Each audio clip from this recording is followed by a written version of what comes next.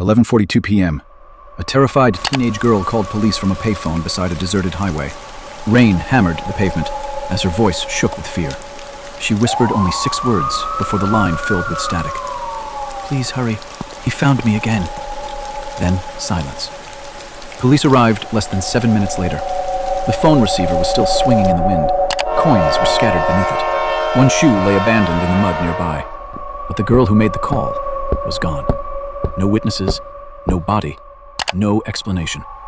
And nearly 50 years later, nobody knows what happened to her. It began in the spring of 1974. Residents of a quiet mill town near Highway 16 started noticing a teenage girl walking alone beside the road. Nobody knew where she came from, but everyone remembered the same thing. She always looked terrified. At diners, she sat facing exits. At bus stations, she avoided eye contact. One waitress later recalled the girl quietly asking, "Can somebody find you even if you change your name?" As the months passed, reports became more disturbing.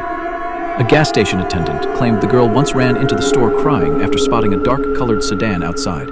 But when police arrived, the car had vanished.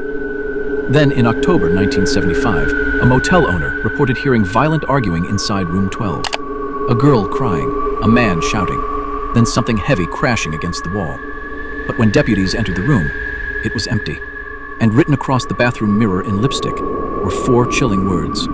"He said he'd find me." Years later, investigators discovered something terrifying. Every sighting of the girl happened near unsolved disappearances involving young women between 1974 and 1978. Then came the final phone call. Dispatchers described the caller as young, panicked, and out of breath. The girl reportedly said, "Please send someone, he's here." Then came the sentence investigators never forgot. "If I disappear again," the line suddenly went dead. And when officers arrived moments later, she was gone. Some believe the girl was hunted by a serial predator connected to multiple cold cases across the region. Others think she spent years changing identities to survive. And some investigators believe evidence was intentionally erased to protect someone powerful. Because not long after the case gained attention, interview tapes disappeared. Evidence photos vanished. Dispatch records were reportedly lost forever. Then, in 1992, a newspaper received an anonymous handwritten letter containing only one sentence. "Tell them I tried to stay gone." To this day, nobody knows who sent it. But some investigators still believe the girl survived, still running, still hiding, still checking over her shoulder every time headlights appear behind her at night.